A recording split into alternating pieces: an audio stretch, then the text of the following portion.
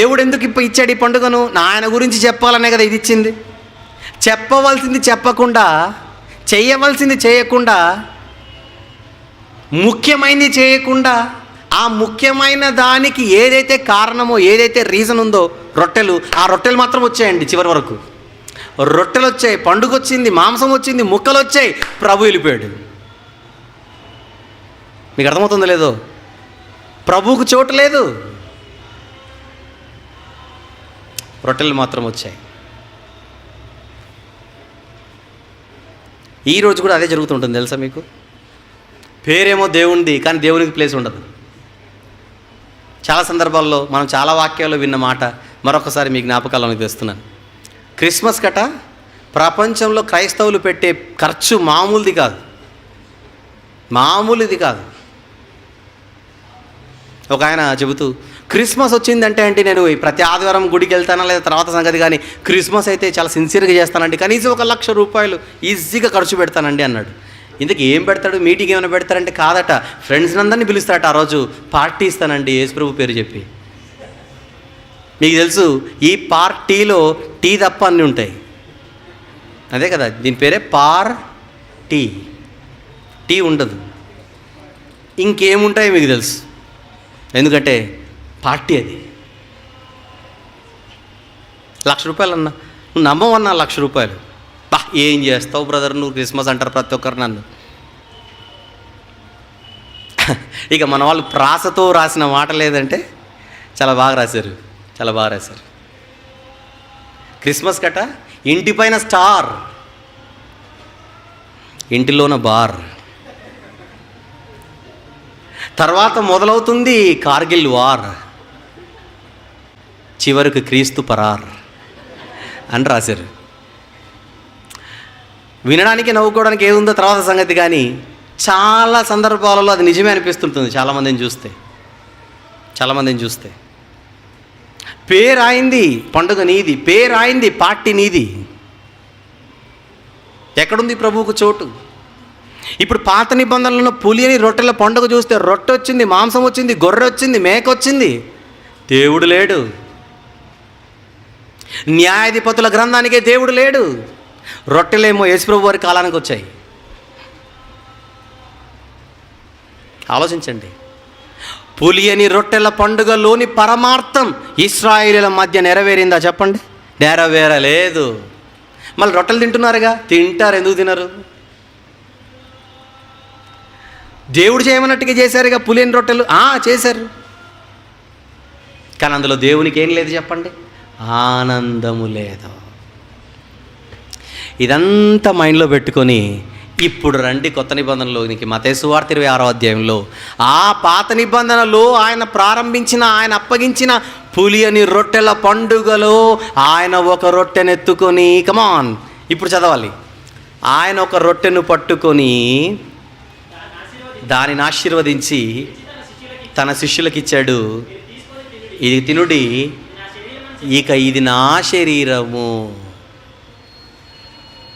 తర్వాత ఒక గిన్నెను ఎత్తుకున్నాడు, కృతజ్ఞతాస్తుతులు చెల్లించాడు, వారికి ఇచ్చాడు, ఇది మీరు త్రాగండి, ఇది నా రక్తము, అనగా పాప క్షమాపణ నిమిత్తము అనేకుల కొరకు చిందింపబడుచున్న నిబంధన రక్తము. చాలా సెన్సిటివ్ ఇష్యూని యేసుప్రభు వారు తెలివిగా ఎన్నుకున్నాడు. ఈ విషయాన్ని జాగ్రత్తగా చూద్దాం.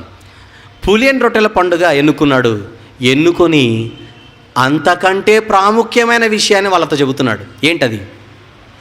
మీకు పులియన్ రొట్టెల పండుగ గురించి తెలుసు కదా. పేతురు, యోహాను, యాకోబు, తోమా ఎందుకు చేయమన్నాడు? మీకు తెలుసు పులియన్ రొట్టెలోని పరమార్థం.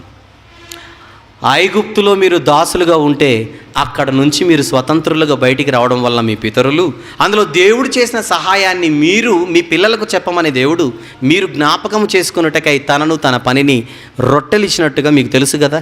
తెలుసు ప్రభువా. అయితే ఇప్పుడు అసలు విషయం చెబుతాను. ఒకప్పుడు మేము ఐగుప్తులో దాసులుగా ఉన్నారని మీరు అనుకుంటున్నారు, కానీ ఐగుప్తు దాసత్వం నాట్ సెంచరీ అది. కానీ ఫ్రెష్ విషయం చెబుతాను. ఇప్పుడు మీరు స్వతంత్రులేమీ కాదు. ఐగుప్తులో నుంచి బయటికి వచ్చినంత మాత్రాన మీరు స్వతంత్రులు అనుకుంటున్నారేమో. మీకు స్వతంత్రం వచ్చింది ఐగుప్తు నుంచే, కానీ ఇప్పుడు కూడా మీరు దాసులుగా బ్రతుకుతున్నారు. ఏంటి ఆ దాసత్వం అనుకుంటున్నారా? మీరు అపరాధముల చేతను పాపముల చేతను చచ్చిన స్థితిలో ఉన్నారు. మీరందరూ పాపానికి దాసులు, మీకు తెలీదు. సాతానుకు దాసులు, పాపానికి దాసులు. ఆ రోజు మీకు మోషే ఐగుప్తు దేశం నుంచి స్వతంత్రాన్ని అనుగ్రహించాడు. కానీ నేనెందుకు వచ్చానో తెలుసా? మీ పాపాల నుంచి మీకు విముక్తి కలగజేయడానికి. అదే నా రాకలోని పరమార్థం. ఐగుప్తులో నుంచి ఇశ్రాయేలును విడిపించుటకు పుట్టాడు ఒకప్పుడు మోషే. కానీ పాపాల నుంచి మనుషులను స్వతంత్రులుగా చేయుటకు పుట్టాను నేను. అది క్రీస్తు రాకలోని పరమార్థం. ఎప్పుడు మర్చిపోకండి. మీకు తెలిసిన మాటలే చెబుతాను. పాపులను రక్షించుటకు చెప్పండి, క్రీస్తు యేసు ఈ లోకమునకు వచ్చెను. గబ్రియేలు దేవదూత మరియమ్మకు కనపడినప్పుడు ఏమని చెప్పింది చెప్పండి? మత్తయి సువార్త 1వ అధ్యాయం 21వ వచనంలో, తన ప్రజలను తర్వాత వారి పాపముల నుండి ఆయనే రక్షించును. మత్తయి సువార్త 1వ అధ్యాయము 21వ వచనం చదువు.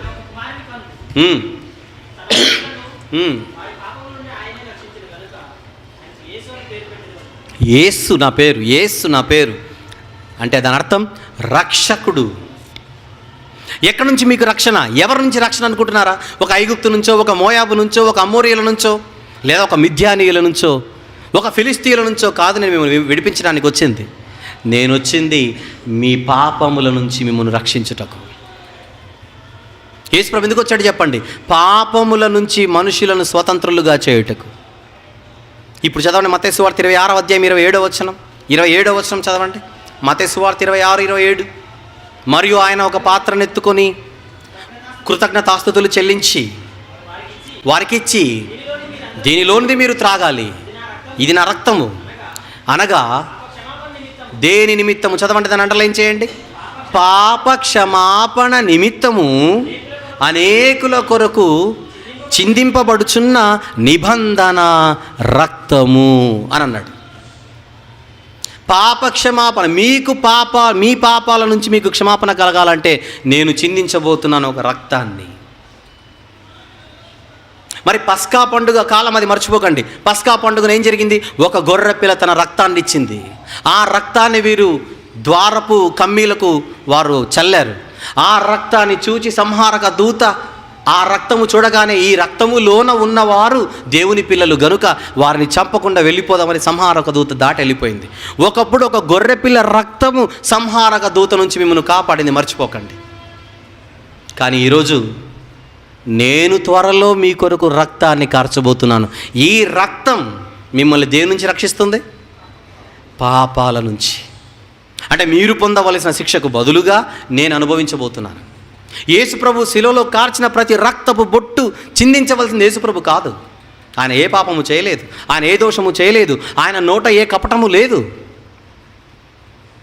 మానవ జాతి చేసిన తప్పుకు మనల్ని ప్రేమించి నాశనం వైపు మనం వెళ్లకుండా మనల్ని కాపాడుటకు అడ్డుపడి చిందించిన రక్తమే యేసుక్రీస్తు వారి రక్తం. ఆ రోజు ఆయన శిలువలో రక్తమే గనక కార్చకపోయి ఉంటే ఈరోజు మనకి ఈ రక్షణ భాగ్యం వచ్చేది కాదు. దాన్నే బైబిల్ భాషలో ఏమన్నారో తెలుసా? కృప, గ్రేస్. కృప అంటే ఏంటో తెలుసా? అర్హత లేని వాడికి కూడా సహాయం చేస్తే ఆ సహాయం పేరే కృప. దేవుడు పరిశుద్ధుడు తెలుసు మీకు. ఆకాశము నా సింహాసనము, భూమి నా పాదపీఠము అంటే పరిశుద్ధుని పాదాలు ఉన్న స్థలం ఇది. ఈ పరిశుద్ధుని పాదాలు ఉన్న స్థలములో పాపులుగా బ్రతకడం లేదా? మనము చెప్పండి. పాపులు నా యుద్ధ నిలువలేరు అని కీర్తనల గ్రంథంలో ప్రభు చెబుతాడు. పాపులకు ఆయన యుద్ధ చోటు లేదు. అసలు పాపానే సహించని గొప్ప దేవుడు నీకు నాకున్న దేవుడు. అలాంటి దేవుడు మనము చేస్తున్న పాపాలకు సహిస్తున్నాడంటే అసలు ఆయన ఎదుట ఊపిరి పీల్చుకోవడానికి కూడా అర్హత లేని వాళ్ళ మనందరము కూడా. నడతలో తప్పులు, చేతల్లో తప్పులు, మాటల్లో తప్పులు, ఊహల్లో తప్పులు, అడుగడుగున తప్పులు చేస్తున్న మనము బ్రతుకుటకే అర్హత లేదు మనకు. కానీ ఎందుకు బ్రతుకునిస్తున్నాడో చెప్పనా? దాని పేరే కృప. ఆ కృప ఎంత గొప్పదో చెప్పనా? చివరికి తన పక్కనున్న తన ప్రియ కుమారుని పంపించి వాళ్ళ కోసము బలినిచ్చిన కృప. చాలామందికి ఆయన రక్తం విలువ తెలీదు. చాలామందికి ఆయన రక్తం విలువ తెలీదు. పైపెచ్చి ఎదురు ప్రశ్నలు అడుగుతారు. మనం చేసే పాపాలకి ఆయన రక్తం ఇవ్వడం ఏంటండి? ఇవ్వకపోతే నువ్వు బతికేవాడివి కాదండి. నీకు రక్షణ లేదు, నీకు రక్షణ లేదు. మీరు బ్యాంకుకి ₹1 కోటి అప్పున్నారండి, కట్టే పరిస్థితులు లేరు. రేపు వచ్చి నిన్ను, నీ ఆస్తిని, నీ ఇంటిని, నీ ఇంటి ఇల్లాదులను వీధుల పాలు బయటికి లాగే పరిస్థితి ఏర్పడింది. అలాంటప్పుడు ఒక వ్యక్తి వచ్చి నువ్వు కట్టవలసిన ₹1 కోటి మరొకడు ఉచితంగా నీకు కడుతున్నాడంటే ఆ తర్వాత బ్యాంక్ నిన్ను అడగదు. ఎందుకంటే నువ్వు కట్టవలసిన సొమ్మును మరొకరు కట్టారు కనుక. ఆ సహాయాన్ని మీరు జీవితంలో ఎప్పుడు మర్చిపోరే. నువ్వు మనిషివి కాదయ్యా దేవుడు అని చెబుతాం మన భాషలో. ఒక చిన్న ఆర్థిక సహాయం చేస్తేనే మన దృష్టిలో వాళ్ళు దేవుళ్ళు అయితే, యేసుప్రభు చేసింది ఆర్థిక సహాయం కాదు, ఆత్మకు చేశాడు సహాయం. పాపులుగానే ఉండి కన్ను మూస్తే ఆ క్షణాన మనం వెళ్ళేది. ధనవంతుడు వేదనకరమైన స్థలంలో అగ్నిజ్వాలలో యాతన పడుచున్నాడే, అక్కడికి జారిపోయే పరిస్థితి మనందరిది. అలాంటప్పుడు ఆయన దాసుని స్వరూపము ధరించి మనందరి కొరకు శిలువ మీద రక్తం కార్చాడు. దానివల్ల మనకు వచ్చింది ఏంటో చెప్పనా? పాపక్షమాపణ. ఇది ఎంత గొప్ప మేలంటే, ఐగుప్తులో నుంచి ఇశ్రాయేలీయులకు విడుదల కలగజేసాడే దేవుడు పాత నిబంధనలో. అసలు అంతకంటే మించిన మేలు ఇది. చరిత్రలో ప్రజలు, దేవుని పిల్లలు ఎన్నో మేళ్లు పొందారు. ఆ మేలులలో ఇశ్రాయేలీయులు ఐగుప్తులో నుంచి స్వతంత్రులుగా బయటికి రావడం అది మేలే కాదు అని అనకూడదు. కానీ అంతకంటే గొప్ప మేలు, చరిత్రలో ప్రతి మనిషికి వచ్చిన మేలేంటో చెప్పనా? యేసు ప్రభు ఈ లోకానికి వచ్చి తన ప్రాణాన్ని పెట్టడం. అది అన్ని మేలుల కంటే మించిన మేలు. అందుకే యోహాను గారు మాట్లాడితే ఏమని చెబుతారో చెప్పనా? దేవుడు లోకమునెంతో ప్రేమించేను, తర్వాత ఏముందో చెప్పండి, కాగా ఆయన తన అద్వితీయ కుమారునిగా పుట్టిన వాని యందు విశ్వసించు ప్రతివాడు నశించక నిత్య జీవం పొందునట్లు ఎవరిని అనుగ్రహించాడు? తన కుమారుని అనుగ్రహించాడు. అది మేలు, అది మేలు. ఈ మేలు ఎవరికి తెలియాలి? ఎవరికి తెలియాలి? అసలు పాత నిబంధనలో మోషే గారే చెప్పారు. ఏమన్నా తెలుసా? ద్వితీయోపదేశకాండము 18వ అధ్యాయం 18వ వచనంలో యేసు ప్రభు రాబోతున్నాడన్న మేలుల గురించిన ప్రవచనాన్ని ఒకసారి చూడండి. తీయాలి త్వరగా. ద్వితీయోపదేశకాండం 18వ అధ్యాయము 18వ వచనం ప్లీజ్. వారి సహోదరులలో నుండి నీ వంటి ప్రవక్తను వారి కొరకు పుట్టించేదను, ఆయన నోట నా మాట నుంచెదను, నేను అతనికి ఆజ్ఞాపించున్నది యావత్తును అతడు చేయును. అది అది యేసుప్రభు వారి గురించిన ప్రవచనం. అలా కొల్లలు ప్రవచనాలు పాత నిబంధనలో. ఒకవైపు ఐగుప్తులో నుంచి స్వతంత్రులుగా చేస్తూనే మోషే గారు ఏమని చెప్పారో తెలుసా? ఈ మేలు కంటే రాబోయే మేలు పెద్దది. ఏంటా మేలు? ఏంటా మేలు? రక్షకుడు రాబోతున్నాడు, మెస్సయ్య రాబోతున్నాడు. ఐగుప్తులో నుంచి వచ్చిన స్వతంత్రమే స్వతంత్రం అనుకోకండి. మీరు ఆల్రెడీ పాపులుగా బ్రతుకుతున్నారు. ఆ పాపులుగా బ్రతుకుతున్న మీకు పాపముల నుంచి స్వతంత్రం రావాలంటే రాబోతున్నాడు రక్షకుడు. మరి నేను రక్షకుడిని కాదా? నేను వచ్చిన రక్షకుడిని ఐగుప్తులో నుంచి విడుదల కలగజేయడానికి. కానీ రాబోతున్న ఆ రక్షకుడు పాపాల నుంచి మీకు విముక్తి కలగజేయడానికి రాబో రక్షకుడు. అలా మోషే గారు చెప్పారు, దావీదు గారు చెప్పారు, యెషయా గారు చెప్పారు. పాత నిబంధనలు ఉన్న ప్రవక్తలందరూ యేసుప్రభు వారి గురించి ముందే చెప్పారు. ఎందుకో తెలుసా? ఆయా తరాలలో ఉన్న ప్రతి ఒక్కరికి యేసుప్రభు గురించి తెలియాలి కనుక. అలా యేసుప్రభు కాలం వచ్చింది. కాలం వచ్చిన తర్వాత ఏమని చెప్పాడో ఏమని చెబుతున్నాడు ఆయన? త్వరలో నేను బలి కాబోతున్నాను, నా దేహాన్ని అర్పించబోతున్నాను. రొట్టెనిచ్చి ఇది నా శరీరం అంటున్నాడు. అంటే వాళ్ళకి తెలియాలి, త్వరలో గొర్రె పిల్లలా ఆయన తన శరీరాన్ని అర్పించబోతున్నాడు. పానీయాన్నిచ్చి ఇది నా రక్తం అంటున్నాడు. వారికి అర్థం కావాలి, త్వరలో ఆయన రక్తం దారపోయబోతున్నాడని శిలువపై అని చెబుతూ, ఈ రొట్టెను మీరు చూడాలి, ఈ ద్రాక్షారసాన్ని మీరు చూడాలి. చూసిన ప్రతిసారి నా బలి మీకు గుర్తుకు రావాలి. గుర్తుకొచ్చిన తర్వాత మీరు ఏం చేయాలి? ఈ విషయాలని కూడా పౌలు గారు కొరింథీ సంఘానికి రాస్తూ ఇచ్చిన వివరణ ఈ సందర్భంలో చూద్దాం. కొరింథీ మొదటి పత్రిక, కొరింథీ మొదటి పత్రిక 11వ అధ్యాయం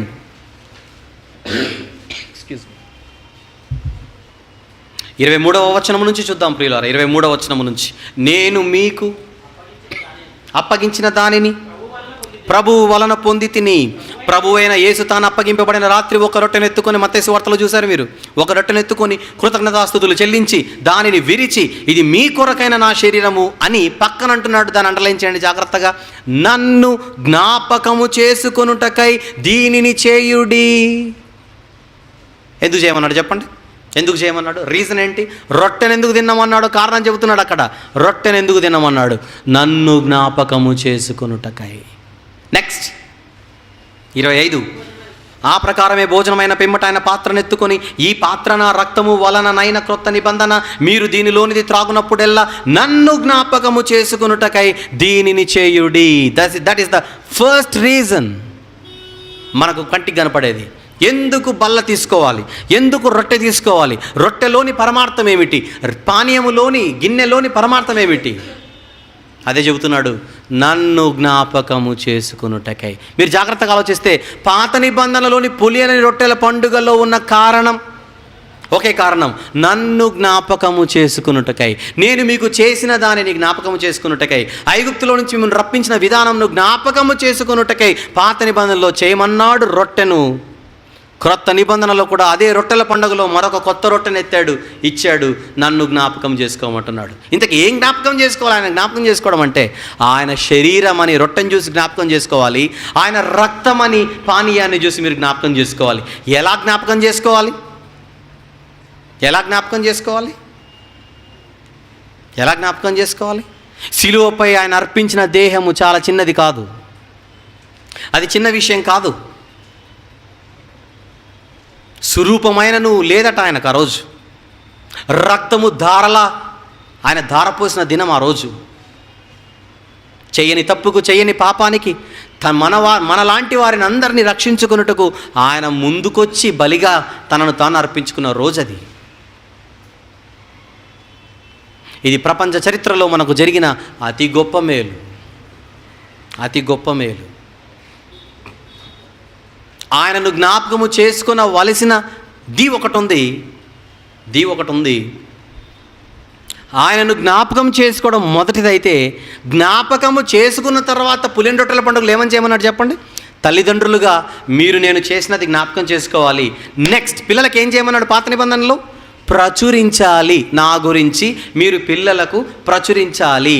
అంటే number 1 reason is memorial, number 2 reason is proclamation. Yes or no? నన్ను జ్ఞాపకం మీరు మర్చిపోకూడదు.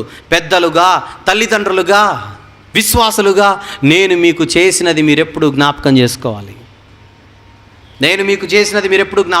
మీకే ముందు జ్ఞాపకం ఉండాలి. మీకే జ్ఞాపకం లేకపోతే ఇంకా పిల్లలకేం చెబుతారు? ఐగుప్తులో నుంచి విడిపించానన్న విషయం మీకే జ్ఞాపకం లేకపోతే పిల్లలకేం చెబుతారు? అది పాత నిబంధన. క్రొత్త నిబంధనకు వచ్చేసరికి అసలు మనకు ఉన్న సమస్యనే పాపం, మన విరోధే సాతాను. మనం పోరాడున్నది శరీరాలతో కాదు.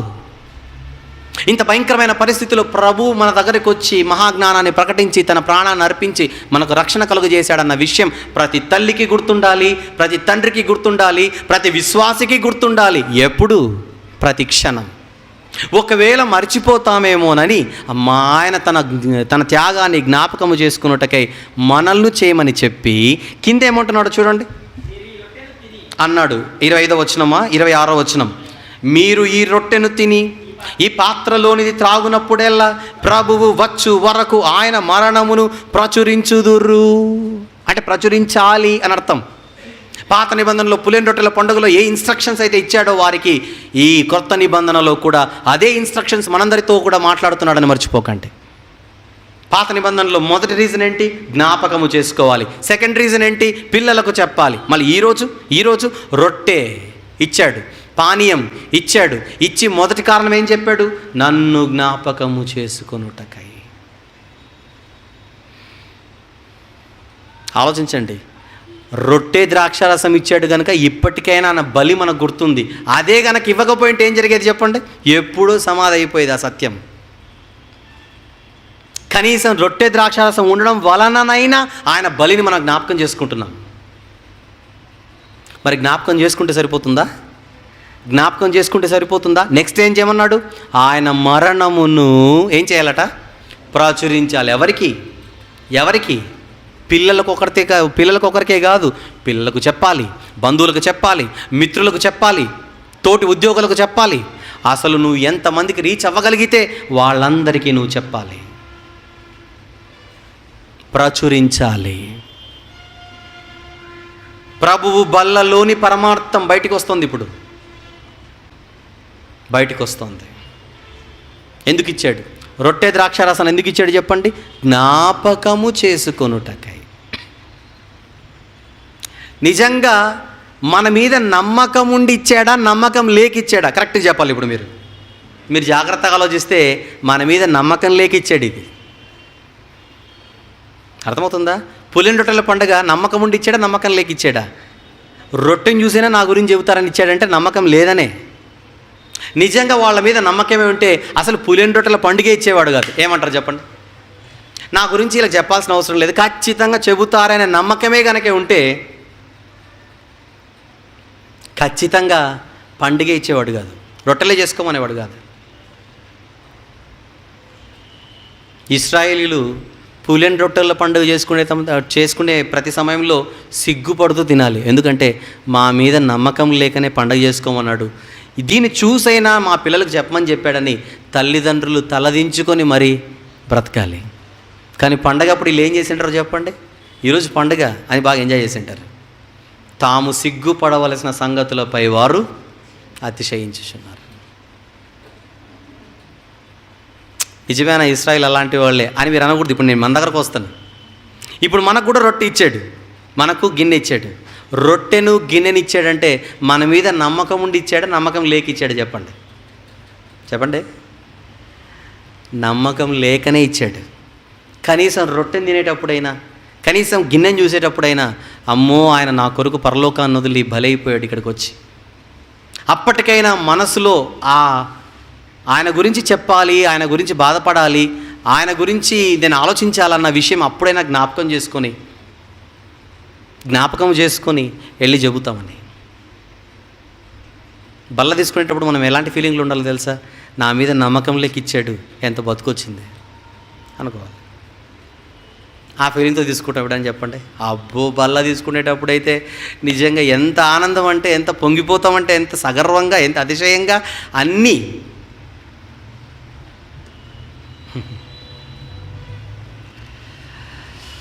సిగ్గుపడాలి. ఇలాంటి ప్రొఫైల్ మనది దేవుని దగ్గర ఉన్నందుకు, ఇలాంటి ప్రొఫైల్ మనది దేవుని దగ్గర ఉన్నందుకు. మన ఇంట్లో ఒక పనివాడు ఉన్నాడు అనుకోండి, వీడికి మతిమరుపులు ఎక్కువ. మీరు ఇంపార్టెంట్ లెటర్ ఇచ్చారు ఆడికి ఒకరోజు, ఒరే నువ్వు మర్చిపోకుండా పోస్ట్ చేయరా అని అంటే, అన్నా నువ్వు అన్నిసార్లు చెప్పాలన్నాడు. ఒరే నువ్వు ఇన్నిసార్లు చెప్పినా నువ్వు మర్చిపోతావని తెలుసు కనుక అప్పుడప్పుడు పాతకాలంలో ఏం చేసేవాళ్ళంటే వాడి జోబులో ఒక రాయి వేసేవారు. అంటే పైన జేబులో లెటర్ పెట్టి కింద జేబులో ఒక రాయి, అంటే వాడికి ఆ బరువు కనపడుతుండాలి. ఆ రాయి కనపడుతున్నప్పుడంతా వీడికి ఏం గుర్తు, ఎందుకు ఇంతకీ ఆ రాయి ఎక్కడి నుంచి వచ్చిందంటే మా అయ్యగారు వేశారు. ఎందుకు ఇచ్చాడు? లెటర్ పోస్ట్ చేయమని. చెప్పండి, ఇప్పుడు రాయి ఎందుకుంది? ఆ బరువు చూసైనా వీడికి లెటర్ గుర్తుకు వెళ్ళి పోస్ట్ చేస్తాడని. ఆ పావు గంటలు వీడు మర్చిపోతాడు కనుక, బెండకాయలు ఎక్కువ తినలేదు కనుక లైఫ్లో జనరల్గా అండి. మధ్యవర్గంలో కూడా అంటే బెండకాయలు తినమంటారుగా. ఇంకా కొంతమంది లెటర్ ఇచ్చి గిల్లుతారు గట్టిగా. ఈ గిల్లుడు ఎందుకు? నువ్వు పోస్ట్ ఆఫీస్కి వెళ్ళేంతకి నొప్పి ఉండాలి, ఆ నొప్పిని బట్టేనా నువ్వు లెటర్ పోస్ట్ చేయాలి. అడుగుదాం, రాయి ఎందుకు పెట్టావయ్యా అంటే వాడు ఈ లెటర్ని జ్ఞాపకం చేసుకున్నట్టుకై.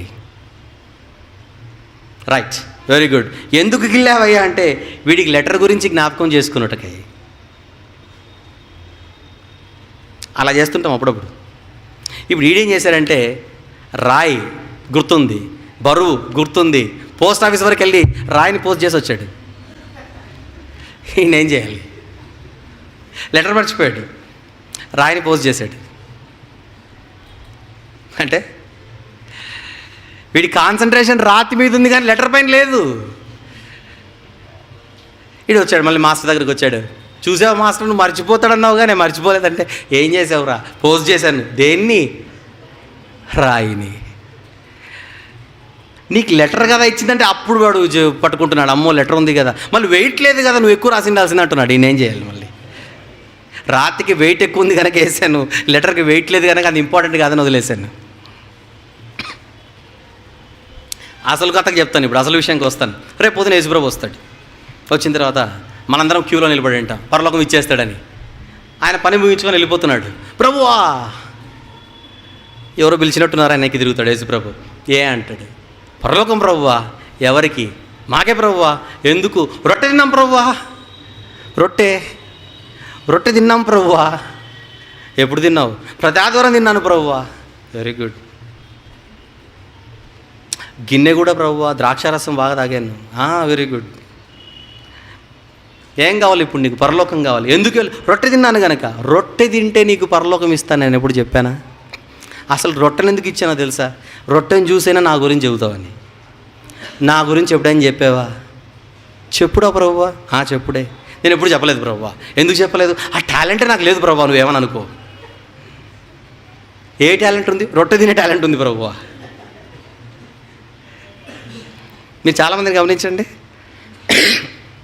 బల్లెందుకు తీసుకోవాలి మీకు అర్థమైపోతుంది ఇప్పుడు. బల్లెందుకు తీసుకోవాలి? ఆయన జ్ఞాపకం చేసుకోవాలి. Reason number 1. రీజన్ నెంబర్ 2 ఏంటి చెప్పాలి? వెళ్ళి ఆయన గురించి చెప్పాలి. ఆయన గురించి జ్ఞాపకం చేసుకోవడం అంటే ఏదో జ్ఞాపకం చేసుకొని అమ్మాయి అనడం కాదు. జ్ఞాపకం చేసుకోనైనా పరిశుద్ధంగా బ్రతకాలి. అంతేనా? జ్ఞాపకం చేసుకోనైనా పవిత్ర జీవితాన్ని, ఆయన ఇచ్చిన స్వతంత్రాన్ని నిలబెట్టుకోవాలి. తిరిగి పాపపు జీవితంలోనికి వెళ్ళిపోకూడదు. ఇవన్నీ జ్ఞాపకం చేసుకోవాలి. జ్ఞాపకం చేసుకోవడం అంటే యేసుప్రభు పరలోకం నుండి వచ్చాను, ఆయన శిలువ మీద మరణించాను, రక్తం కార్చాను, లేచాను, వెళ్ళిపోయాను, జ్ఞాపకం ఉంది అంటే కుదరదు. అది కాదు జ్ఞాపకం చేసుకోవడం అంటే. పాపపు జీవితము నుంచి మనకు స్వతంత్రాన్ని ఇచ్చాడే, ఆ పరిశుద్ధ జీవితాన్ని మనం నిలబెట్టుకోవాలని జ్ఞాపకం ఉండాలి నీకు. ఆ నిలబెట్టుకునే ప్రయత్నంలో నువ్వు ఉండాలి. అది జ్ఞాపకం చేసుకోవడం అంటే. ఒరే, ఎండనక వాననక నీ కోసం నేను ఫీజు కడుతున్నాను తెలుసా, కష్టపడి నా కడుపు కాల్చుకొని నేను ఫీజు కడుతున్నాను రా అన్నాడు తండ్రి. తెలుసు నాన్న? జ్ఞాపకం ఉందారా నీకు? జ్ఞాపకం ఉంది నాన్న. మళ్ళీ ఏంట్రా ఈ మార్కులది ఏముందిలే నాన్న, నువ్వైతే ఫీజు కడుతున్నావుగా, నేనేం చేయాలి? ఒరే నేను ఫీజు కట్టేదే నీలో మార్పు రావడానికి. మార్కుల్లోనే మార్పు లేదు. ఏ రోజు 2 డిజిట్స్ నెంబర్ నాకు ఎప్పుడు కనపడలేదు.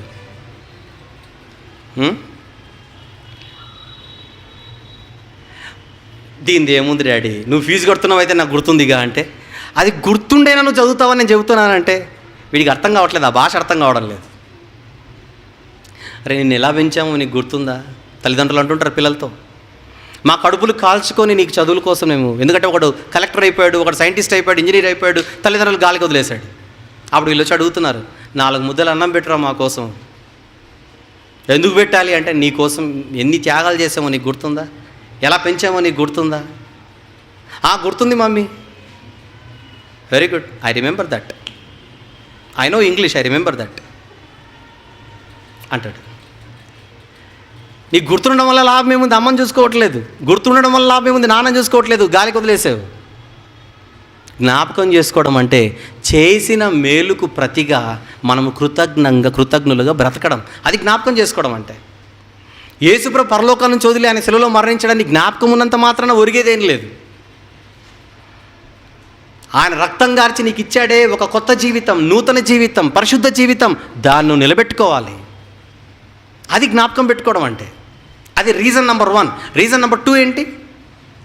ఆయన మరణ సమాధి పునరుత్థానంలో గురించి 10 మందికి చెప్పి వారిని పాపపు జీవితం, సాతాను కబంధ హస్తాల్లో నుంచి నువ్వు తీసుకొని లోని తీసుకొని రావాలి. అది కూడా ఒకటి ఉంది.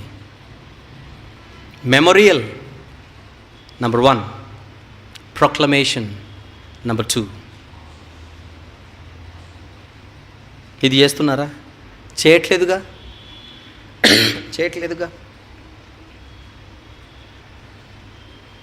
ఒక సహవాసంలో 500 మంది ఉన్నారనుకోండి. ఇప్పుడు జాగ్రత్తగా మాట్లాడదాం ప్రాక్టికల్గా. ఒక సహవాసంలో 500 మంది ఉన్నారు.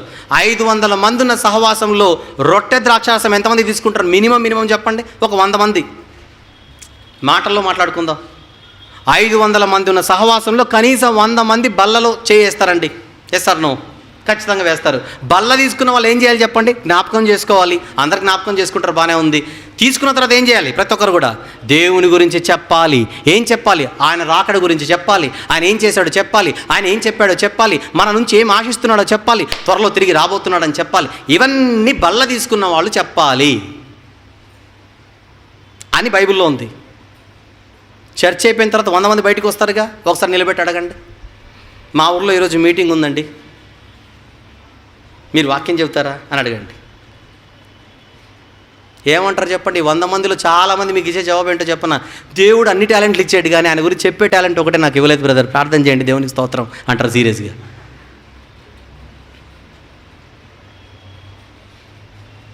అంటే బల్ల తీసుకొని నువ్వు చెప్పవా? బల్ల తీసుకొని చెప్పవా? అడగండి. ఇప్పుడు మరి లోపల మీరు బల్ల తీసుకున్నారంటే తీసుకున్నామండి. ఎప్పటి నుంచి తీసుకుంటున్నారంటే సీనియారిటీ 15 years నుంచి నేను కంటిన్యూస్గా ఏ సండే మిస్ అవ్వలేదు. 15 సంవత్సరాల నుంచి నువ్వు బల్ల తీసుకుంటూ ఏ ఒక్కరోజైనా దేవుని గురించి చెప్పావా? నేను ఎప్పుడు చెప్పలేదు. టాలెంట్ అంటాడు మళ్ళీ. టాలెంట్.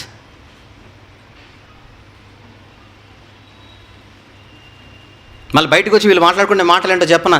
ఈరోజు ద్రాక్షారసంలో కొంచెం చక్కెర తగ్గిందన్న, నెక్స్ట్ టైం నువ్వు జాగ్రత్తగా చూసుకుంటున్నాడు చేసిన ఆయన దగ్గరకు వచ్చి. ప్రజలను చక్కబెట్టమని చెబుతుంటే నువ్వు చక్కెర గురించి ఆలోచిస్తున్నావు ఏంటి తాగుతూ?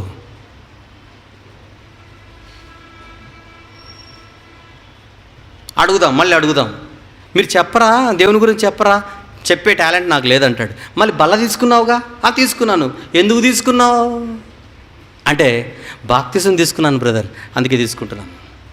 అప్పుడు అడగండి, బాప్తిసం ఎందుకు తీసుకున్నావు? రొట్టె తీసుకోవడానికి బ్రదర్ అంటాడు. రొట్టె ఎందుకు తీసుకుంటున్నావు? బాప్తిసం తీసుకున్నాను కనుక. దుర్మార్గుడు కాదు మనిషి. బ్యాప్టిజం ఎందుకు తీసుకున్నాడంటే రొట్టె కోసం అట. రొట్టె ఎందుకు తీసుకుంటామంటే బ్యాప్టిజం తీసుకున్నా అంటున్నాడు. అసలు బ్యాప్టిజం తీసుకొని రొట్టె తీసుకున్న నువ్వేం చేయాలి? ప్రభువు గురించి చెప్పాలి, ప్రభువు మాటను అందించాలి. ఎక్కడున్నారు క్రైస్తవులు ఈ పనిలో? ఎక్కడున్నారు క్రైస్తవులు ఈ పనిలో చెప్పండి.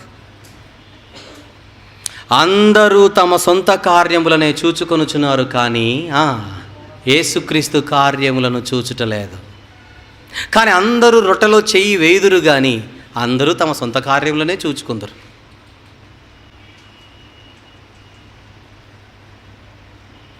ఎంత భయంకరం, ఎంత భయంకరం.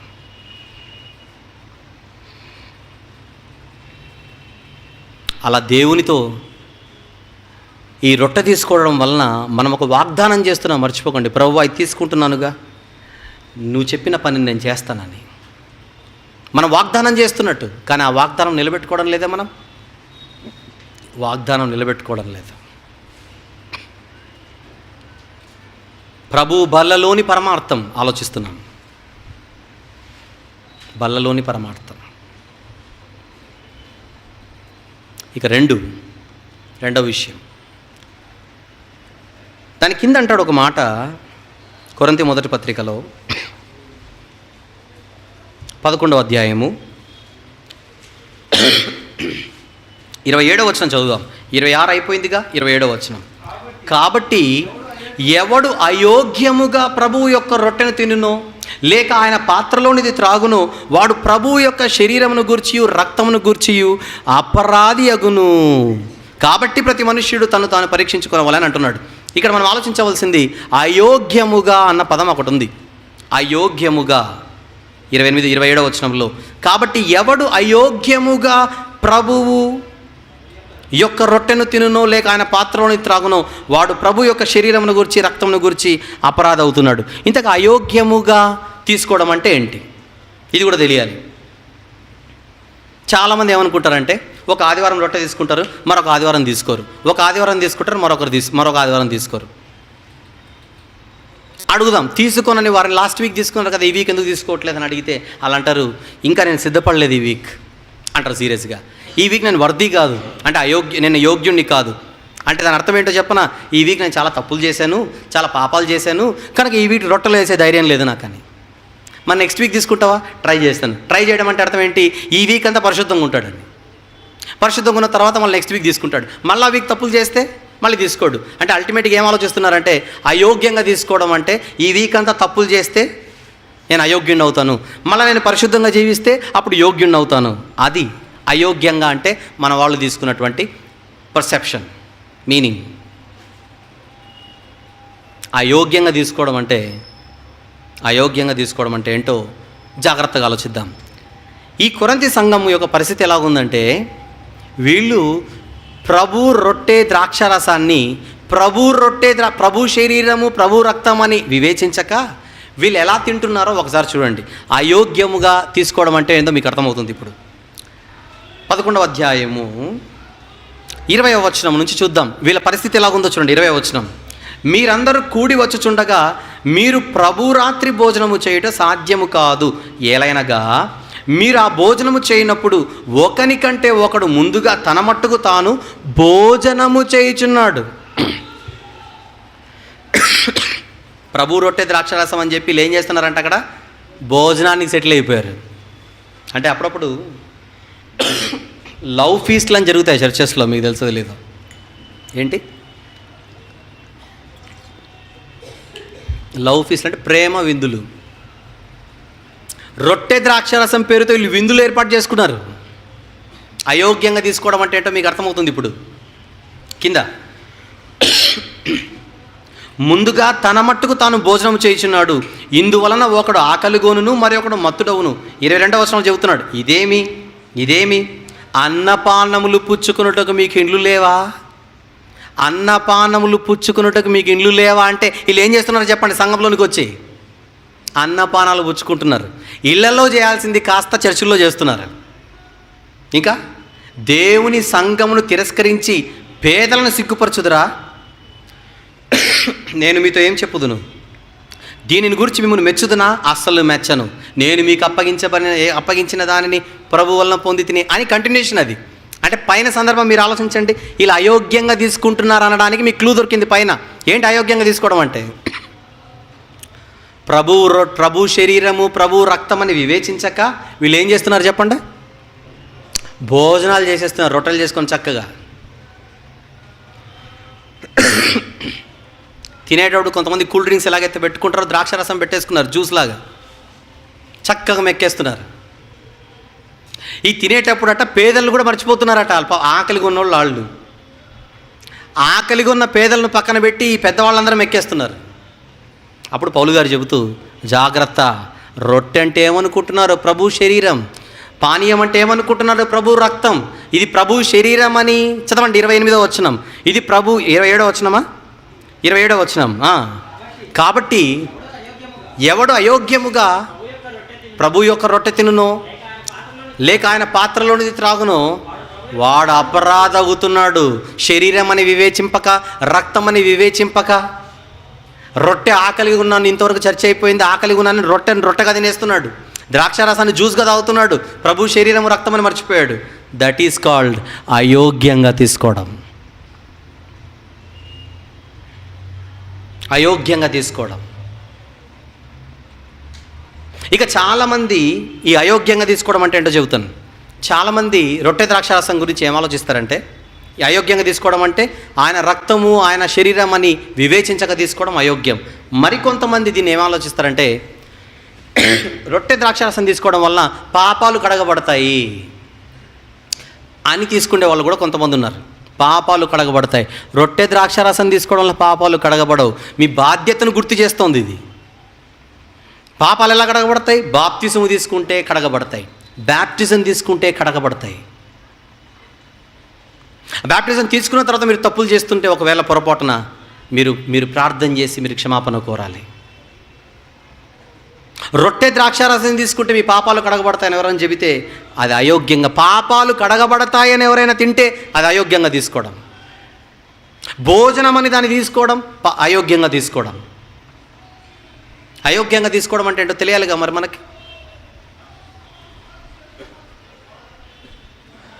ఏమండి, మరికొంతమంది ఏమని చెబుతున్నారో తెలుసా ఈ అయోగ్యంగా తీసుకోవడం? మరికొంతమంది ఏమని చెప్తున్నారంటే దీని గురించి, యేసుప్రభు వారట రొట్టె ద్రాక్షారసము మనం తీసుకునేటప్పుడట యేసుప్రభు మళ్ళీ బలైపోతున్నాడట. రీసాక్రిఫైజ్.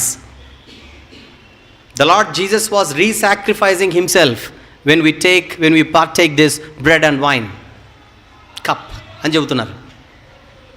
యేసుప్రభు మళ్ళీ రీసాక్రిఫైస్ చేయలేదు. యేసుప్రభు సాక్రిఫైస్ చేసింది ఎన్నిసార్లు? ఒక్కసారే. హెబ్రీ పత్రిక 9వ అధ్యాయం ముగిద్దాం ఒక 10 minutesలో. హెబ్రీ పత్రిక 9వ అధ్యాయము 20 6వ వచనమా 7వ వచనమా? 7వ వచనం, 27వ వచనం. మనుషులు ఒక్కసారే మృతి పొందవలెనని నియమింపబడెను, ఆ తర్వాత తీర్పు జరుగును. అలాగుననే క్రీస్తు కూడా అనేకుల పాపములు భరించుటకు ఒక్కసారే అర్పింపబడి అని అన్నాడు. ఎన్నిసార్లు అర్పింపబడ్డాడు యేసుప్రభు? ఒక్కసారే. మనం రొట్టె ద్రాక్షారసం తీసుకుంటున్న ప్రతిసారి యేసుప్రభు తిరిగి బలైపోతున్నాడని మీరు అనుకుంటే అది అయోగ్యంగా తీసుకోవడం. అయోగ్యంగా తీసుకోవడం. చెప్పండి, ఆయన శరీరం అని ఆయన రక్తం అని వివేచించక మీరు తీసుకుంటే అయోగ్యంగా తీసుకోవడం. మనం అది తీసుకోవడం వల్ల మన పాపాలు క్షమింపబడతాయని మీరు అనుకుంటే అయోగ్యంగా తీసుకోవడం. అసలు మనం తీసుకోవడానికి గల కారణం మన బాధ్యతను జ్ఞాపకం చేయుటకు దేవుడు మనకు అప్పగించాడు. అది ఇంకా ఇది తీసుకున్న తర్వాత మనం చేయవలసిన బాధ్యతను, అంటే ఆయన గురించి చెప్పవలసిన బాధ్యతను మనకు జ్ఞాపకము చేయుటకు ఇది ఇచ్చాడు. ఈ కారణం కాకుండా వేరే కారణాల చేత మీరు తీసుకుంటే అది మీరు అయోగ్యంగా తీసుకుంటున్నట్టు. బైబిల్లో చెప్పిన కారణాలకు కాకుండా మీరు వేరే కారణం చేత తీసుకుంటే, అంటే బ్యాప్టిజం తీసుకున్నాను కనుక అది తీసుకోవడం, తీసుకుని ఇంటికి వెళ్ళిపోవడం, చేయవలసింది చేయకుండా, మీ పైన ఉన్న బాధ్యతను మీరు నిర్వర్తించకుండా మీరు దాన్ని తీసుకుంటుంటే అయోగ్యంగా తీసుకోవడం. మీకు అర్థమవుతుందా? తీసుకున్నారు, నాకు చెప్పే టాలెంట్ లేదంటున్నారు. తీసుకున్నారు, నేను చెప్పనంటున్నారు. తీసుకున్నారు, అసలు చెప్పే బాధ్యత నాది కాదంటున్నారు. చెప్పించే బాధ్యత నాది కాదంటున్నారు. దేవుని మాటలను ప్రజలకు అందించే బాధ్యత నాది కాదంటున్నారు. అలా అంటూ మీరు రొట్టెలో చేయి వేస్తుంటే అయోగ్యంగా తీసుకుంటున్నట్టు. మీరు అంటారు, ఇన్ని గొడవలు ఎందుకు బ్రదర్, తీసుకోవడం మానేస్తాం అంతేగా. ఇప్పుడు తీసుకుంటేనేగా ఇంత ప్రాబ్లం, తీసుకోవడం మానేస్తాం. ఇదేదో బాగుందిగా ఆప్షన్. మీకు రాని ఐడియా, లేని ఐడియా నేను ఇచ్చాను. ఇప్పుడు భవిష్యత్తు చెప్తాను. ఈ ఐడియా మీ జీవితాన్ని చక్కగా మారుస్తుంది, నరకానికి. ఎందుకు? మీరు చేయడం దేవునికి ముఖ్యం. చెయ్యరేమో అని రొట్టెనిచ్చాడు. నేను రొట్టెను ముట్టను చేయను అన్నారు అనుకోండి, మీరు ఇంకా పెద్ద ప్రాబ్లంలోకి వెళ్ళిపోతున్నారు. రొట్టెను తీసుకొని చేయాల్సింది చేయకపోయినా ప్రాబ్లమే, నేను రొట్టె ముట్టను ఏమి చేయనన్నా ప్రాబ్లమే. అర్థమవుతుంది అందరికీ? అది అర్థమైంది అనుకుంటాను. బల్లెందుకు తీసుకోవాలో మీకు బల్లగుద్దే చెప్పాను ఇంతవరకు. ఇప్పుడు నెక్స్ట్ క్వశ్చన్, ఎప్పుడు తీసుకోవాలి? ఇదే కదా సమస్య. ఎందుకు తీసుకోవాలని చెప్పడానికి ఇంతసేపు పట్టింది నాకు. ఎప్పుడు తీసుకోవాలి? సంవత్సరానికి ఒక్కసారా? నెలకొక్కసారా? అసలు ఎప్పుడు తీసుకోవాలి? బైబిల్లో అయితే మొదటి శతాబ్దపు క్రైస్తవ్యం సంవత్సరానికి ఒకసారి తీసుకోలేదు. మనం చూసాం 2వ అధ్యాయం 42వ వచనంలో అపోస్తలుల కార్యంలో, వారు రొట్టె విరుచుట యందు కమాన్ ఎడతెగక యుండిరి అని చూసాం మనం. ఎడతెగక ఉండడం అంటే సంవత్సరానికి ఒకసారి తీసుకోవడమా? నాకు తెలియక అడుగుతున్నాను. ఎడతెగక తీసుకోవడం అంటే నెలకు ఒకసారి తీసుకోవడమా? ఇంతకు మొదటి శతాబ్దపు క్రైస్తవేమో రొట్టెను ఎప్పుడు విరిచారు అది మనకు తెలియాలి. సాధారణంగా వాళ్ళు ఆదివారం రొట్టె విరిచేవారు. కొత్త నిబంధనలో ప్రతి ఆదివారం వారు రొట్టె విరిచేవారు. ఎక్కడ ఉంటుందన్నమాట? అపోస్తలుల కార్యములు 20వ అధ్యాయం. అపోస్తలుల కార్యములు 20వ అధ్యాయము 7వ వచనము చూద్దాం. 7వ వచనం, ఆదివారమున మేము రొట్టె విరుచుటకు కూడినప్పుడు. అంటే సాధారణంగా వీళ్ళు సండే అంటే సంవత్సరానికి ఒకసారి కాదు, ఆదివారంలో వాళ్ళు రొట్టె విరిచేవాళ్ళు. ఆదివారాన్ని ఎన్నుకున్నారు వాళ్ళు. అంటే యేసుప్రభు వారు తిరిగి లేచింది ఆదివారాన కనుక అది ప్రభు దినం అని పిలువబడుతుంది కనుక ఆ దినాన వారు ఈ రొట్టెను విరిచేవారు. సాధారణంగా ఆదివారమున కొన్ని కార్యక్రమాలు చేయమన్నట్టుగా పౌలు గారు కూడా కొరింథీ సంఘానికి చెప్పినట్టుగా మనం చూడగలం. కొరింథీ మొదటి పత్రిక 16వ అధ్యాయము. కొరింథీ మొదటి పత్రిక 16వ అధ్యాయము 2వ వచనాన్ని చూద్దాం. 2వ వచనం, నేను వచ్చినప్పుడు చందా పోగు చేయకుండా ప్రతి ఆదివారమున మీలో ప్రతి వాడును తాను వర్ధిన కొలది తన యొద్ద కొంత సొమ్ము నిల్వ చేయవలెను అని ఈ ఆదివారానికి ఆదివారమున ఒక దినాన్ని కేటాయించి వీళ్ళందరూ సంఘానికి సంబంధించిన యాక్టివిటీస్ వీళ్ళు చేసేవాళ్ళని మనకు కొన్ని క్లూస్ దొరుకుతున్నాయి. ఆదివారంన వారు రొట్టె విరుచుటకు కూడినప్పుడు అనుంది. నెక్స్ట్, ఆదివారంన మీరు చందా పోగు చేయడం అన్న విషయం గురించి ఆయన ఇక్కడ ప్రస్తావించినట్టుగా ఉంది. ఈ సండేస్లో వాళ్ళందరూ కూడా గ్యాదర్ అయ్యి ఈ చర్చ్ యాక్టివిటీస్ ఎక్కువ చేసేవారు ఉన్నట్టుగా మనకు కనపడుతుంది. అయితే ఇది పైన విషయమే, కానీ లోతులోనికి వెళితే వీళ్ళందరట ప్రతిదినము దేవుని కార్యాలలో ఉండేవారని, ప్రతిదినము మీరు ఒకరికొకరు బుద్ధి చెప్పుకోవాలన్న విషయం సండే అనేది పైన, కానీ లోతులోనికి వెళ్ళిపోతే మనకేం కనపడుతుంది? లోతులోనికి వెళ్ళిపోతే మీరు ప్రతిదినము ఒకరినొకడు బుద్ధి చెప్పుకోవాలన్న మాట బైబిల్లో ఉంటుంది. ఆ మాట చూద్దాం. హెబ్రీ పత్రిక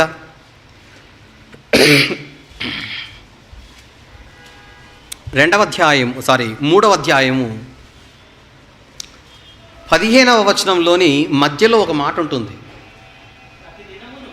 నేడు అనబడు సమయం ఉండగానే అంటున్నాడు. మళ్ళీ కిందికి వచ్చేసరికి పైన 15వ వచనం మొత్తం చదువుదామా? 15వ వచనం.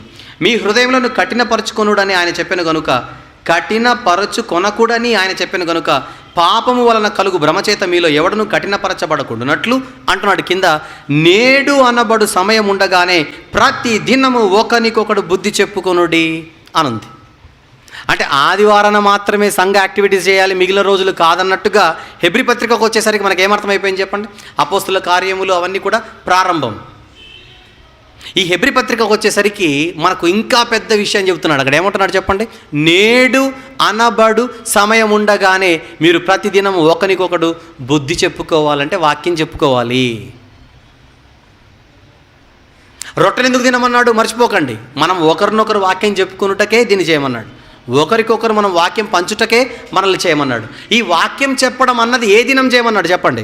ఆదివారమా, సోమవారమా, మంగళనా, బుధనా, గురు, శుక్ర, శని? ఏ దినం? ప్రతిదినం. అంటే ఆదివారం మాత్రమే కాదు, ప్రతిదినము మనము దేవుని పనిలో ఉండాలి అని మాత్రం మనకు అర్థమైపోయింది. ఇప్పుడు దీన్ని బట్టి మేము ఆదివారం కాకుండా మిగిలిన రోజుల్లో కూడా రొట్టె తీసుకుంటామంటే తీసుకోండి. మీరు రొట్టె తీసుకోవడం కాదు ముఖ్యం, తీసుకున్న తర్వాత చేయవలసిన పని ఉందే అది చేయడం ముఖ్యం. మేము వారానికి ఒక్కసారి తీసుకొని ప్రతిరోజు వాక్యం చెబుతామంటే సంతోషం. మేము ప్రతిరోజు రొట్టె తీసుకుంటాం, ప్రతిరోజు చెబుతామంటే అయినా సంతోషం. మీరు ఆయన పనిలో ఉండడం ముఖ్యం. ఆయన పని చేస్తాం, రొట్టె తీసుకోమంటే ఇది కూడా ప్రశ్న. ఇప్పుడు ఆయన పని అయితే రోజు ఉన్నప్పుడు ఇంకా జ్ఞాపకం ఎందుకు చేసుకోవాలి? పనే అది కదా పాయింట్. మీకు అర్థం కావాలి ఇక్కడ. నేను ప్రతిరోజు దేవుని పనిలో ఉండగా ఇక జ్ఞాపకం చేసుకోవడం ఏమవసరం? రొట్టె జ్ఞాపకం చేసుకున్నట్టుకే కదా. ఇప్పుడు నేను ప్రతిరోజు దేవుని పనిలోనే ఉంటాను, ఇంకేం అవసరం నాకు రొట్టె అంటే? మీకోసం కాకపోయినా ఇతరుల కోసమైనా మీరు దాన్ని చేయాలి. అంటే మిమ్మల్ని చూసి పాటించే వాళ్ళు చాలామంది ఉంటారు. మీ అంత బలంగా ఉండడు, కానీ మీరు చేసేది చేస్తాడు. మీరేం చేస్తారు? నేను ప్రతిరోజు పనిలోనే ఉన్నాను కదా, రొట్టె ఎందుకు తీసుకోవాలి? మీరు ఇగ్నోర్ చేస్తారు, మీరు వదిలేస్తారు. అప్పుడు మిమ్మల్ని చూసి ఫాలో అయ్యేవాడు ఒకడు ఉంటాడు, మీ అంత బలంగా ఉండడు, ఆత్మీయంగా బలహీనంగా ఉంటాడు. ఈడేం చేస్తాడు? మా బాసే తీసుకోవట్లేదు, నేను తీసుకోను. తీసుకోకున్నా పని చేసే తత్వం మీది, తీసుకుంటేనే పని చేయలేని తత్వం వీడిది. ఇక మీరు తీసుకోకపోతే ఏమవుతుంది చెప్పండి? వీడు తీసుకోడు, చేయడు. ఈయన చూసి ఇంకొకటి నేర్చుకుంటాడు. గనుక ఇతరులకు ఇబ్బంది కలగకుండా నిమిత్తమైనా మీరు ప్రతిరోజు పనిలో ఉన్నప్పటికీ మీరేం చేయాలి చెప్పండి? అందరితో పాటు మీరు తీసుకోవాలి. అందరితో పాటు మీరు తీసుకోవాలి. ఎప్పుడు తీసుకోవాలి?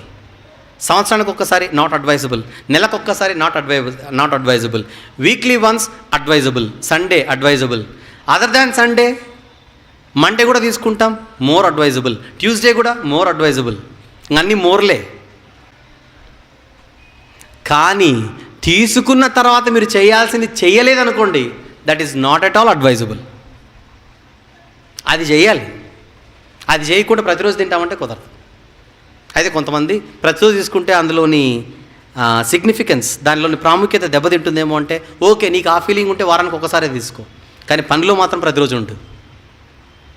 ప్రతిరోజు తీసుకున్నా నాకు దాని సిగ్నిఫికెన్స్ నేను లూజ్ అవ్వదు నా లైఫ్లో, దాని ఇంపార్టెన్స్, దాని ప్రాముఖ్యత లూజ్ అవ్వదు అనుకుంటే నో ప్రాబ్లం, గో హెడ్. నేను తీసుకొని పని చేయనంటే తప్పే, తీసుకున్నా నేను పని చేయనంటే అయినా తప్పే. తీసుకొని పనిలో ఉండడం అన్నిటికంటే ముప్పు లేనిది, కరెక్ట్ది, ఒప్పైనది. రొట్టె ద్రాక్షారసం ఎందుకు తీసుకోవాలి చెప్పాను, ఎప్పుడు తీసుకోవాలి చెప్పాను. ఇప్పుడు ఎలా తీసుకోవాలి అంటే ఒక రొట్టెనే తీసుకోవాలా, వేఫర్స్ లాంటివి కూడా తీసుకోవచ్చా? అది కూడా ప్రశ్నేగా, అది కూడా ప్రశ్నే. యేసుప్రభు వారైతే ఒక రొట్టెను ఎత్తుకున్నాడు, విరిచిచ్చాడు కనుక యూజువల్గా రొట్టెని తీసుకోవడమే అడ్వైజబుల్. అయితే ఇక్కడ పాయింట్ ఏంటంటే చిన్న సహవాసాలు ఉంటాయి, ఒక 100 మంది, ఒక 500 మంది సహవాసాలు చిన్నవి అనుకోండి, కొద్దిసేపు వాళ్ళకు ఒక రొట్టె సరిపోతుంది. జనరల్గా అడుగుదాం, ఇప్పుడు ఒక రొట్టెనే విరిచి మనం పంచుకోవాలి, బాగానే ఉంది. ఇప్పుడు బల్ల తీసుకునే వాళ్ళే 1000 మంది ఉన్నారనుకోండి, పెద్ద సహవాసం, 1000 మంది బల్ల తీసుకుంటారు, ఒక రొట్టె సరిపోతుందా? ఆలోచించండి. అప్పుడు ఖచ్చితంగా నువ్వు 2కి ఓటేయాలి, లేదా 3కి ఓటేయాలి, ఒక 4-5 చేసుకోవాలి, తప్పదు. కానీ అదంతా ఒకే ముద్దలో నుంచి వచ్చే ఉంటుంది, అది మర్చిపోకు. కనుక ఇది ఒకటి, ఎప్పుడు కూడా రొట్టెనే అడ్వైజబుల్ అండి. ఇక బల్ల తీసుకునే వాళ్ళే వేలల్లో ఉన్నారు అని అనుకున్నప్పుడు మ్యాక్సిమం రొట్టెని విరిచి మీరు ఎక్స్ప్లెయిన్ చేయాలి కనుక రొట్టె విరవడమే, రొట్టెనే అడ్వైజబుల్. అంతకుమించి వేరేవి అంత అడ్వైజబుల్ కాదు. అవసరమైతే మోర్ నంబర్ ఆఫ్ పీసెస్ మీరు చేసుకోవడంలో తప్పులేదు, more number of pieces of bread చేసుకొని పంచుకోండి, ఇది బాగానే ఉంది. ఇక గిన్నె దగ్గరకు వస్తే, ఇది గిన్నె దగ్గర పెద్ద ప్రాబ్లం ఉందండి, గమ్మత్తైన ప్రాబ్లం ఉంది ఇక్కడ. ఏంటంటే ఒక గిన్నెతో తీసుకోవాలా, కప్పులలో తీసుకోవచ్చా? ఇది క్లిష్టమైన ప్రశ్న ఏమి కాదు, చాలా ఈజీగానే ఉంటుంది, చెబుతాను. మన దగ్గర ఇక్కడ కప్స్ వేస్తారు, తెలుసు కదా, మన దగ్గర కప్స్ వేస్తారు. ఒకరోజు ఒక బ్రదర్ వచ్చాడు నా దగ్గరికి, ఏంటి కప్స్లో ఇస్తున్నారా మీరు అని అడిగాడు. అవాక్కైపోయి నాకు ఎందుకు ఇంత ఆశ్చర్యపోయాడు, ఏంటి తప్పు అని అడిగాను. దేవుడు ఒక పాత్రను ఎత్తుకొని అని ఉంది బైబిల్లో తెలుసా అన్నాడు. అబ్బో, నాకు తెలియని విషయం చెప్పేశాడు అనుకో. నేను సడన్గా వెరీ గుడ్, అయితే ఏంటి అన్న. ఒక పాత్రను ఎత్తుకొని ఈ గిన్నెలోనిది మీరు తాగమన్నాడు కదా అని అడిగారు. బాగానే ఉంది. అప్పుడు నేను అన్నాను, ఈ గిన్నెలోని తాగమన్నాడే కానీ ఈ గిన్నెతో తాగమని అయితే చెప్పలేదు కదా బ్రదర్ అని అడిగాను. అయిపోయింది ఆన్సర్. గిన్నెలోని తాగమన్నాడే కానీ గిన్నెతో అయితే తాగమనలేదుగా. మేము కూడా ఒకే గిన్నెలోనే వేసి తర్వాత కప్పులలో వేసాము. ఆ గిన్నెలో నుంచి వచ్చిన గిన్నెలో నుంచి వచ్చిన పానీయాన్నే కప్పులలో వేసుకొని తాగుతున్నారు. దీనివలన కప్పు వలన వచ్చే ముప్పేం లేదని చెప్పాను, అంతేగా. కనుక ఈ కప్పు కోసము, గ్లాసు కోసము, చెంబు కోసం మనం కొట్లాడుకోకుండా, ఏమండి, విడిపోకుండా కలిసికట్టుగుండి ఏం చేయాలి? చేయాల్సిన కార్యక్రమం పెద్దది ఒకటి ఉందిగా. మనకొచ్చిన ఈ స్వతంత్ర జీవితాన్ని నిలబెట్టుకొని రేపొద్దున 10 మందికి ఈ మాటలు చెప్పడమే దేవుడు కోరుకుంటున్నది. ఏమేమి మాట్లాడుకున్నాను చెప్పండి. బల్ల ఎందుకు తీసుకోవాలి? పరమార్థం మొదటిది. 2, అయోగ్యంగా తీసుకోవడం అంటే ఇచ్చిన ఈ జీవితాన్ని నిలబెట్టుకోవాలని జ్ఞాపకం చేసుకోకుండా, ఆయన బలిని జ్ఞాపకం చేసుకోకుండా, నెక్స్ట్ ఏంటి, ప్రకటించాలి, 10 మందికి ప్రచురించాలనేది విషయం మనం జ్ఞాపకం చేసుకోకుండా, నిర్వర్తించకుండా, ఏ ఇతర కారణం చేత మీరు తీసుకున్నా అది అయోగ్యంగా తీసుకోవడమే. కొరింథీ సంఘం ఎలా తీసుకుందని అర్థమైంది మనకు. అయోగ్యంగా తీసుకుంటే వాళ్ళు చేసిన తప్పేంటి? భోజనం అని తీసుకుంటున్నారు వీళ్ళు, ప్రభు శరీరము, ప్రభు రక్తం అని వివేచించక తీసుకున్నారు. ఇవన్నీ అయోగ్యంగా తీసుకుండే జాబితాలకు వచ్చేస్తాయి. కనుక మీరు ఎందుకు తీసుకుంటున్నారో మీరు ఆలోచించండి. తీసుకున్న తర్వాత ఏం చేస్తున్నారో ఆలోచించండి. తీసుకొని నేను చేయనన్నా కూడా తప్పే, అలాగని తీసుకోనన్నా తప్పే. ఇంత ఉంది. ఇవన్నీ మీరు ఆలోచించండి. ఇక ఎప్పుడు తీసుకోవాలి చెప్పాను. వారానికి ఒక్కసారి మీరు కంపల్సరీ తీసుకోవాలి, ఆదివారంలో. అట్ ద సేమ్ టైం మిగిలిన రోజుల్లో కూడా తీసుకుంటానంటే తీసుకోండి. తీసుకోను, నేను పనిలో ఉంటానంటే అయినా ప్రాబ్లం లేదు. తీసుకున్న తర్వాత మీరు పనిలో ఉండడం అవసరం. ఇక చివరిది ఏంటి, ఎలా తీసుకోవాలి? మ్యాక్సిమం రొట్టెనే విరిచి మీరు తీసుకోవడం ఉత్తమం. ఒక రొట్టెను విరిచినా మిగిలిన వాటిని మీరు పంచి అందరికి విరిచి ఇవ్వండి. ఎప్పుడు కూడా విరిచి ఇవ్వాలి. పానీయము ఒకే గ్లాస్తో, ఒకే గిన్నెతో తీసుకోవడం కష్టం అయితే కప్స్లలో వేసి తీసుకోండి. ప్రభు బల్లలోని పరమార్థం మీరు విన్నారు. ఇది కనుక ఇక్కడ కూర్చున్న మీరందరూ కూడా, ఎవరైతే బ్యాప్టిజం తీసుకున్నారో మీరందరూ కూడా, ఇక్కడ మరొక పాయింట్ ఉంది, అది కూడా చెబుతాను. చాలామంది నన్ను అడిగే ప్రశ్న ఏంటంటే, అన్న బ్యాప్టిజం తీసుకున్న వాళ్ళే తీసుకోవాలా, తీసుకోకుండా తీసుకోవచ్చా? మళ్ళీ ఇదొకటి ఉంది. తీసుకున్న వాళ్ళే జ్ఞాపకం చేసుకోవడానికే కదా, తీసుకోకుండా అయినా తీసుకోవచ్చుగా. అంటే మీరు బాప్తిస్ము తీసుకోకుండా మీరు తీసుకున్నారనుకోండి, రైట్, తీసుకున్నారు. తీసుకొని మీరు ఏం చేయాలి? బయటికి వెళ్ళి చెప్పండి, ఏం చేయాలి? బయటికి వెళ్ళి యేసు ప్రభు గురించి చెప్పాలి. చెప్పినప్పుడు ఏం చెప్పాలి? మీ పాపాలు కడగబడాలి, పాపాలే మీకు ప్రాబ్లం అంటే, మేము పాపాలు కడగబడాలంటే ఏం చేయాలని అడుగుతాడు. మీరు పాపక్షమాపణ నిమిత్తము ఏం చెప్పాలి? ఇప్పుడు చెప్పండి, బ్యాప్టిజం తీసుకోవాలని చెప్పాలి.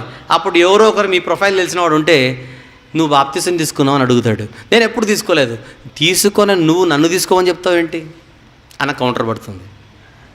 ఇంకొకటి, పాపక్షమాపణ కొరకు బాప్తిజం తీసుకోవాలని మీకే మనసు లేకపోతే, మీ మాటలు విని ఇంకొకరు ఆ మనసులోనికి వస్తారని ఆలోచించడం రావచ్చు, అది వేరు సంగతి. కాకపోతే దాని విలువ తెలిసిన వాడు చెప్పడం వేరు. బ్యాప్టిజం తీసుకున్నవాడు చెప్పాడు అనుకోండి, అనుభవించింటాడు కనుక ఏంటి, ఏదో అనుభవించాడని కాదు, పాపాలంటే బాధపడింటాడు కనుక, బాధపడిన వాడు బోధిస్తే బోధపడుతుంది, అనుభవంతో చెబుతాడు. ఈడికే సీరియస్నెస్ లేదు, పాపాల నుంచి నేను బయటికి రావాలని, అందుకే బ్యాప్టిజం తీసుకోలేదు. బ్యాప్టిజం తీసుకుని నీవు రేపొద్దున వాళ్ళకి చెబితే ఖచ్చితంగా అడుగుతారు ఎవరైనా కూడా. నీ మనస్సాక్షి నిన్ను గుచ్చుతుంటుంది, నువ్వేమో చాలా చెప్పేస్తున్నావు, నువ్వు తీసుకున్నావు అని అడుగుతుంటుంది. మళ్ళీ ఇన్ని వాటికి జవాబులు చెప్పుకోలేగా. ఇవన్నీ పక్కన పెడితే రేపొద్దున దేవుడే అడుగుతాడు, నువ్వు తీసుకోకుండా ఇంతమందికి చెప్పావేంటి అని అడుగుతాడు. కనుక రొట్టెలో బ్యాప్టిజం తీసుకున్న వాళ్ళు తీసుకొని వాళ్ళు దేవుని పనిలో ఉండాలని జ్ఞాపకం చేయుటగా చేస్తుంది కనుక తీసుకోవాలి. వీళ్ళందరూ తీసుకుంటుండగా బాప్తిజం తీసుకొనని వారు చూస్తూ అయినా మీరు జ్ఞాపకం చేసుకొని ఏం చేయాలి? నా పాపాల కొరకు నేను బ్యాప్టిజం తీసుకోవాలని మీరు జాగ్రత్త పడాలి. ఇది ప్రభువు బల్లలోని పరమార్థం. ఒక నిమిషం పాటు మీరందరూ కూడా జాగ్రత్తగా ఈ మాటలన్నిటినీ నోట్స్ రాసుకుని ఉంటే ఒక్కసారి అందరూ కూడా తీసి ఆలోచించండి.